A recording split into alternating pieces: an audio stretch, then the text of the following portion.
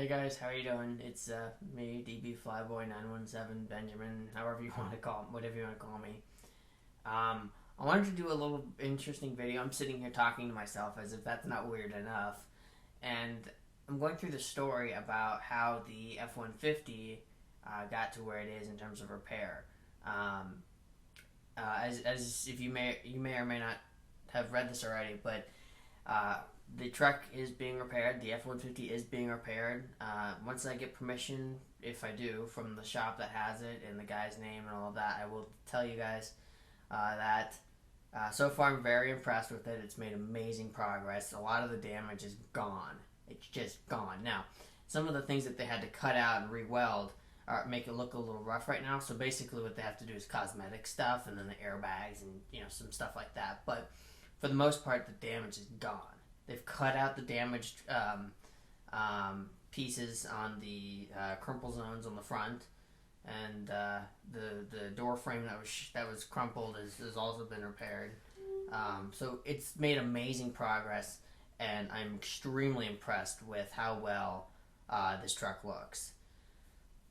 That said, I wanted to kind of go over the story of how we were made, how the truck got to where it was, and why it's being repaired. How it's being repaired, all of that. Okay, so this all started, I guess a year ago now or so. So the accident happened on, and this is going to kind of go overlapping a little bit into the history of exactly what had happened. Um, I'm gonna put my headsets on just to make sure this is easily hearable, if you will. Hang on a second.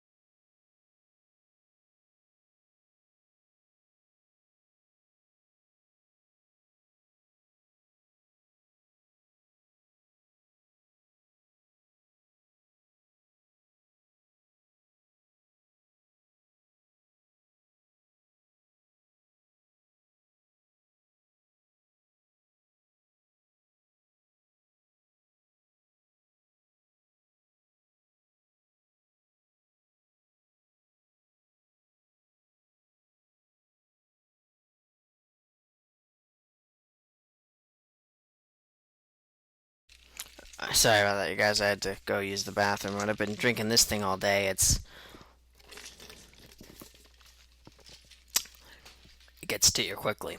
Anyway, so like I said, um, so he gets in there, and again, the fact that I didn't have the energy to finish just the inputting it into the GPS. I mean, like 2 or 3 more buttons should have been a big red flag, but it wasn't. So I'm backing out of the driveway. Now, something to note is I signed my rental contract because I was living in a rental at the time. I signed the contract for moving in on September 1st. I think by the time I finished cleaning the house, because for whatever reason the landlords couldn't do it, they were lying to me about a bunch of things, but that's a different story. I think I finally moved in on like the 6th. Okay, so if you think about it, it's the 6th to the 9th. Not very much time. Or maybe it was the 8th. Anyways, it was within a couple or a few days of moving in that this happened. Or my first night there. So I had ended up, I moved in. Or I got in the truck. I'm sorry, I'm backtracking here. And, I was backing out the driveway. And I pulled down to the main road in my neighborhood. I'm not going to give you those details, but I pulled down there, and then it was a left turn to get onto Colgrade Road. And so I made the left turn, and right after I made that left turn, I was looking down the road. This is a very straight, but has a lot of hills on it road. Immediately I got tired. And now at that point, there was a place for me to be able to pull over and just take a nap for a little bit. Now, again, that should have been another red flag. At this point, I've missed 2 major red flags. But I didn't. Or I should have paid attention to them, but I didn't. Well, at this point, I'm past the point of where I can pull over reasonably. I mean, I guess you could really pull over anywhere, but there's really no shoulder on this road, except in a few spots. So I'm driving down the road, and all of a sudden, I get what I thought was road mesmerization. Basically, what happened was, it turns out that I was basically going through tunnel vision, is what it turned out to be. But I was looking down the same straight road 100 times. I just figured it was road mesmerization. I just got so locked focused on the one road, on the road, and everything else got fuzzy around me. This was my body telling me that I needed to stop driving. But again, we're on now red flag number 3. And it didn't dawn on me that this was an issue. So I quickly pull off my sunglasses, which I thought I had in here somewhere. Oh, I do. Here we go. So I have my sunglasses on, and I'm driving along, and Gabriel's in the passenger seat. All of a sudden, I take my glasses off, and I toss them onto the dash. And I say, "Hey, Gabriel, can you take a picture of this injury?" So he does. He takes like 2 or 3 pictures with my phone.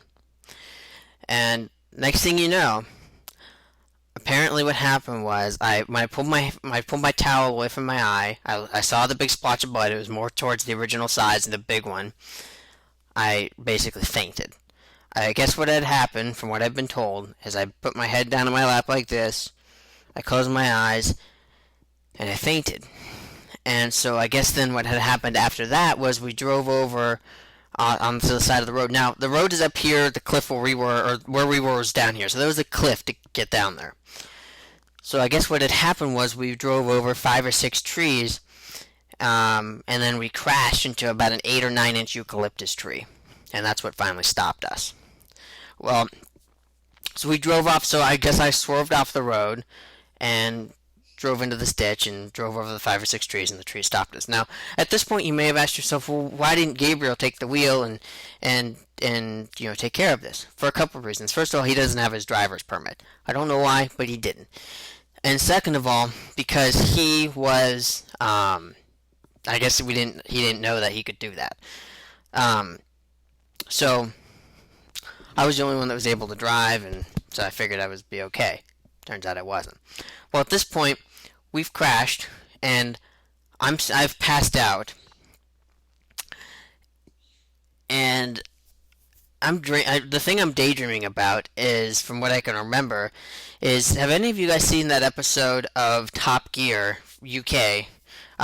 where they have the little cars and they're basically playing soccer with the soccer ball that's like 4 feet in diameter. So I was daydreaming about that. And the interesting thing about it was I was basically the goalie. And I was diving over to the side, and I literally felt the soccer ball come into my face and squish. I think it was at that moment that I fell into the airbag, in the driver's steering wheel airbag. Because I literally remember feeling the cushion of this ball coming into my face. It's like if you take a beach ball that's slightly deflated and you put it in your face and it kind of forms around your face. That's what it felt like. And so I literally remember feeling that motion. And so I figured, and so when I put 2 and 2 together, and it took me a while to do this, but when I put 2 and 2 together, I think that was the time when I fell into the airbag. Anyway, so we had, so anyways, that had happened, and all of a sudden I'm waking up to Gabriel screaming, "You killed us!" And at this point I'm waking up going, What happened? What happened? Because I didn't know what had happened, and after this accident, I wasn't thinking that there's no way I could have killed you or me if we're still talking. The logic just didn't go through my mind at the time. And after all of this had happened, I still didn't know what the hell had went on. So it didn't really dawn on me that that wasn't possible. But I woke up to him screaming, "You killed us!" And I'm sitting there going, What happened? What happened? All of a sudden there's smoke everywhere, and he said, "We crashed." I was like, "Oh shit." Well, we tried to open our doors to get out because there's smoke, and we figured this thing's going to blow up. We need to get the hell out of here. And we can't open our doors. We see tree branches all over the windshield. The windshield's shattered. The thing on the top that has the sunglasses and the lights and everything, the sunglass holder, came down. The mirror fell off. It was all sorts of things. It was a real mess. The mirror was literally hanging on by the wire connection in there, the little clip in there that has all the fancy features for the rear view mirror. And so we try to open our doors, but we can't. And what had happened was there were tree branches blocking our doors. And so we're sitting here freaking out, going, "We need to get out of here." And so I'm in my basketball shorts, and I'm wearing these sandals exactly. Well, at this point, the sandals had gone somewhere under the dash. My phone was nowhere to be found. I was completely unprepared for this. It was in the cup holder, and the thing fell down on the floor. The phone fell on the floor. I was completely unprepared, of course. I mean, you never expect an accident to happen. They didn't call them accidents for that reason. And so Gabriel has this idea that he hops over the center console and out the back passenger side door and tries to open it. And he's able to get out. And he starts screaming for help. Meantime, I'm inside screaming, "Help, help, help!" Now, normally people think if they're going to rehearse an emergency, you hear, and they're trying to scream for help, normally you hear people go, "Help, help, help," because they're kind of shy and, they don't want to make themselves look like an idiot. But I will tell you right there, I didn't care how stupid it looked. I didn't even think about it. It was a reaction of mine. I was screaming at the top of my lungs to get help. And so, I didn't rehearse this, but when you rehearse your emergency sort of procedures, whatever you plan on doing with you and your family or yourself, normally you don't do things at full voice and full volume. Well, I did, because it was just reflexive. I didn't even think about it. And so basically I had, and eventually it dawned on me that, gosh, Gabriel was able to get out that way. Maybe I should follow his lead. And again, I'm still sort of confused and hazed about what exactly had happened. So my mind's not working at full speed. Well, I finally managed to get over the center console and get out. Now, I am with bare feet and, basketball shorts on, and then my shirt, and obviously that kind of stuff. So I really didn't have very much protection from the wood chips. So I'm walking over these wood chips in bare feet, sitting on the floor, and there's like 4 or 5 people that are helping us. There are people calling the ambulance. There's people, we've got a whole slew of people that are helping us. Gabriel's literally leaning against this one guy's arm. His guy has a pair of work gloves over his face because he got a bunch of blood all over his face after the accident. And so, and he's not responding very well. He's he's really slow to respond. He's not thinking straight.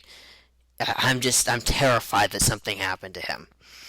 Now, I gotta tell you, I've known him for coming up on 16 years now, maybe 15 and a half years. He's my best friend.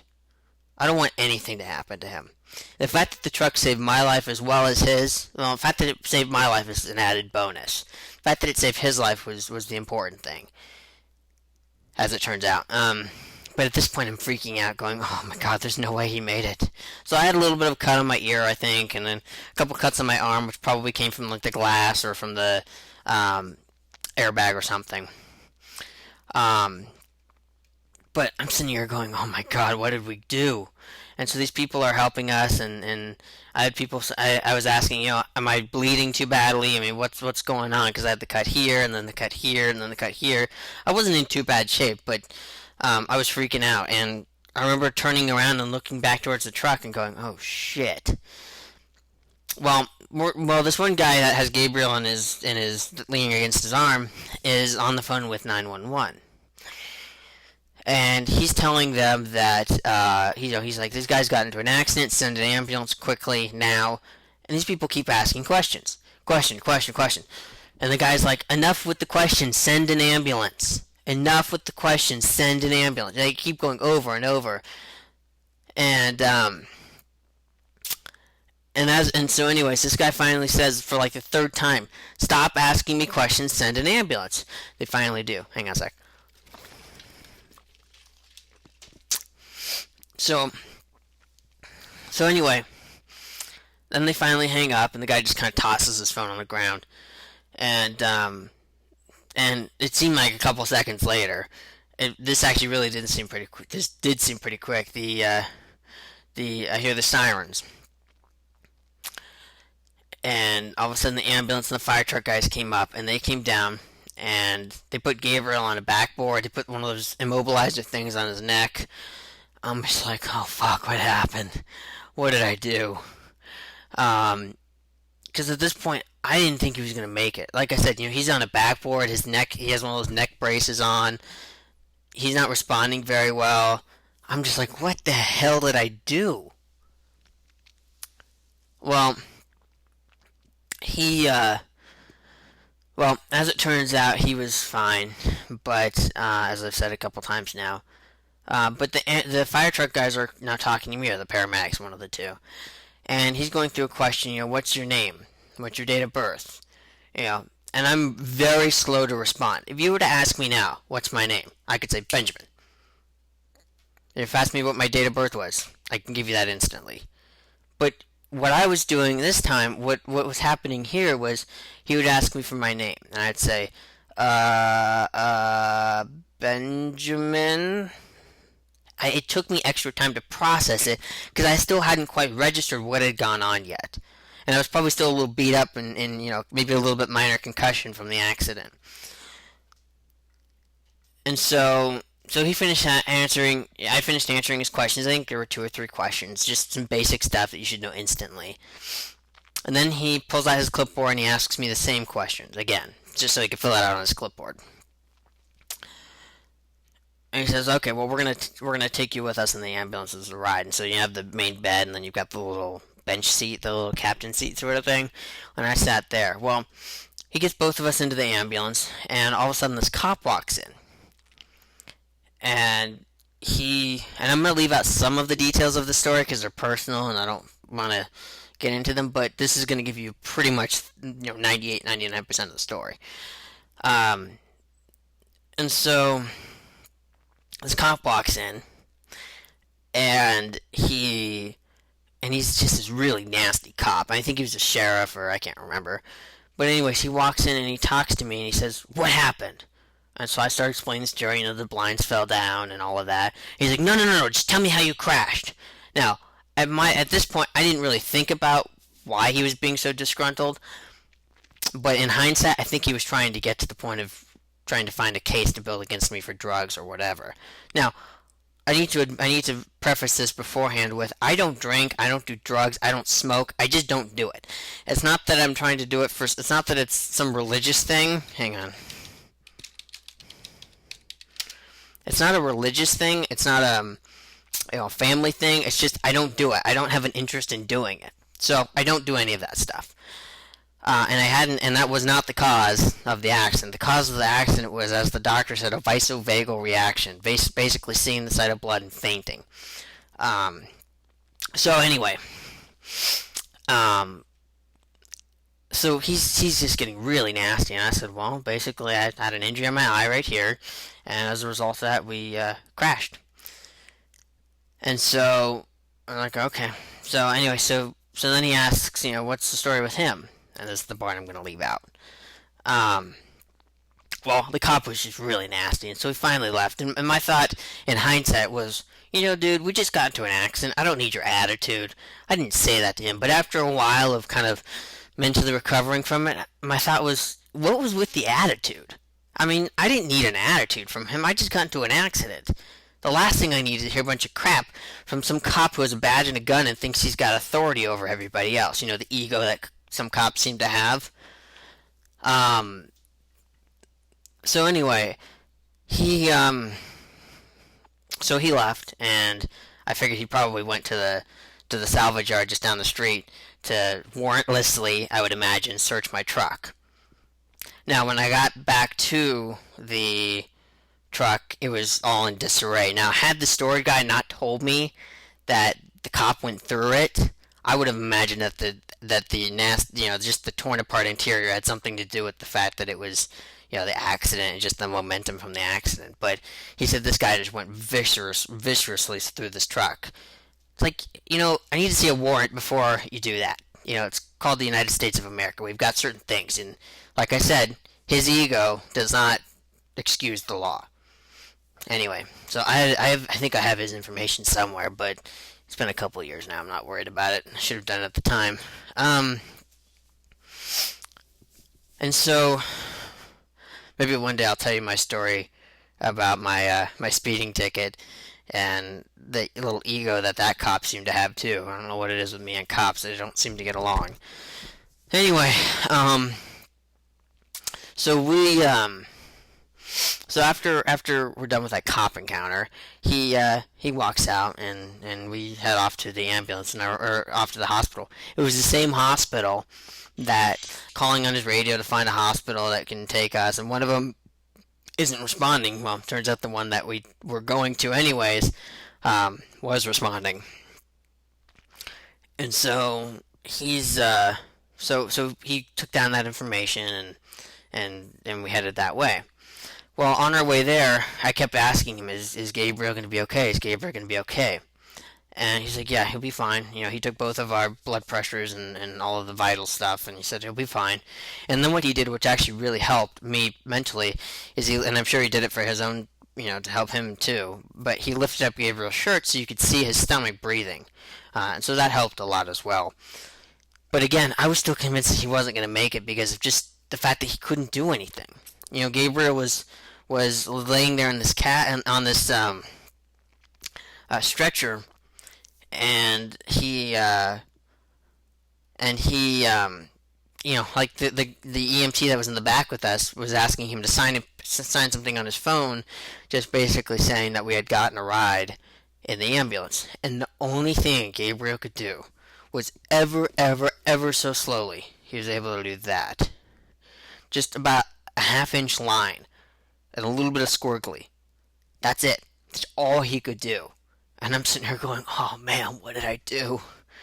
Because, all of this stuff is adding up in my mind that this is just not going well. He can't barely write anything. He can't barely respond. He's in on this neck brace and all this. It's just like, oh man, what the hell did I do? Again, at this point, I was still convinced that he just wasn't going to make it and that the EMTs were saying stuff to make me sort of calm down. And I'm thinking to myself, God, what do I tell his family? What do I tell his parents? What's going on? So we get to the hospital and he gets checked into his room first, and he's got leaves and stuff all over him. And he gets slowly pushed off the gurney or the stretcher, and onto the bed. And I'm just like going, oh God, what happened? And again, I'm not believing that he's gonna be okay.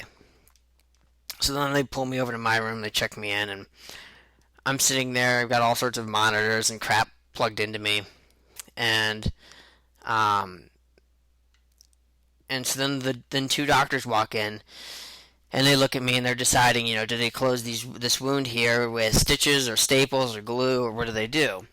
And so they finally decide stitches was the right answer.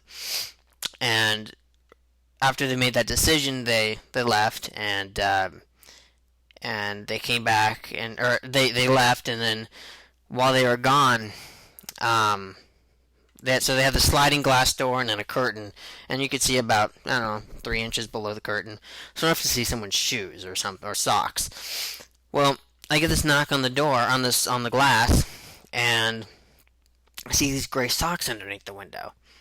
Like, who is that? I'm like, come on in. Well, I open the door and it's Gabriel. And he's standing there, he's fine. He got cleaned up, he's back to his normal self. I'm like, oh, thank God. And that was a big relief. And I just kept saying, sorry for this. I don't know why I did this. I'm sorry. And he's like, no, that's fine. Well, he gives me his phone. He gives me his friend's phone number because he doesn't have his own phone at this point. He just doesn't have one.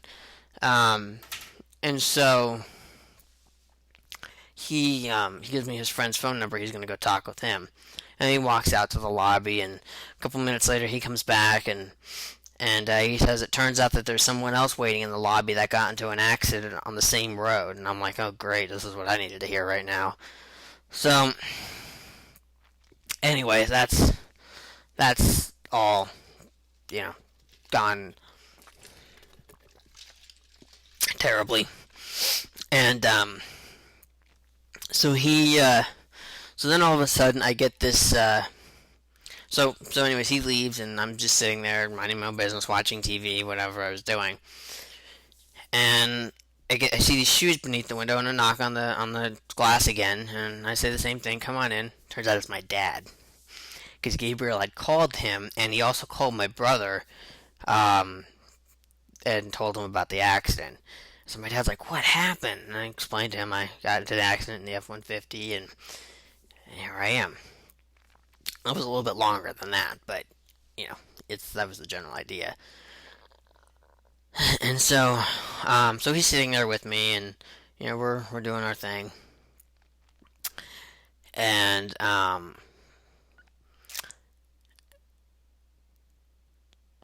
so all of a sudden we're just talking, going back and forth, watching TV. Well, turns out it's this TV show about, people that are rather large and obese, and they're rolling through mud and stuff. And I made some sort of snappy comment about, and I don't mean any offense to any of you out there that may be in that position. Believe me, I'm not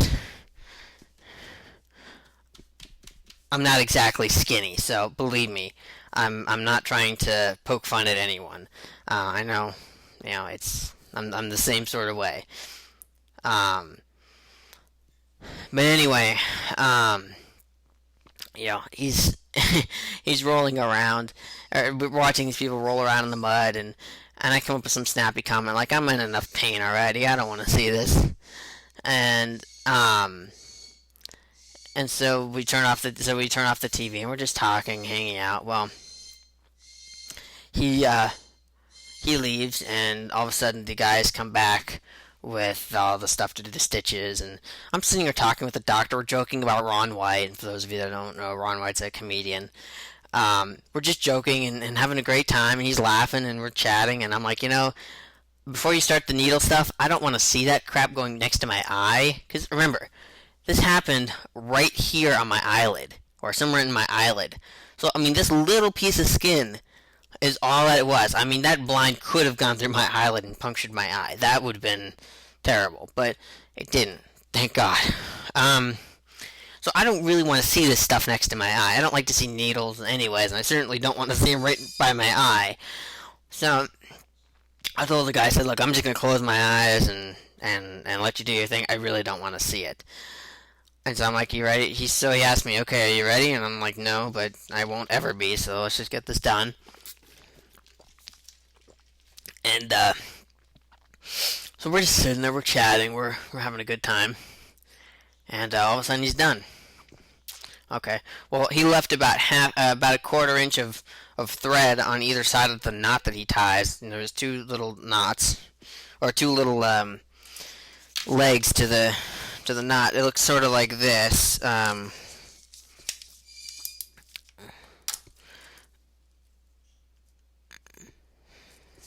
So it looks sort of like this. You got the knot here, and then you got these two little quarter-inch things coming off on either end. Now, this is thick thread, and it's really, really pointy when it's right next to my eye. So it turns out, a couple weeks or a couple days later, we ended up trimming, about an eighth of an inch probably off of each one of those because it's poking into my eye all the time, and it really is not very comfortable. So So anyways, we're done with that, and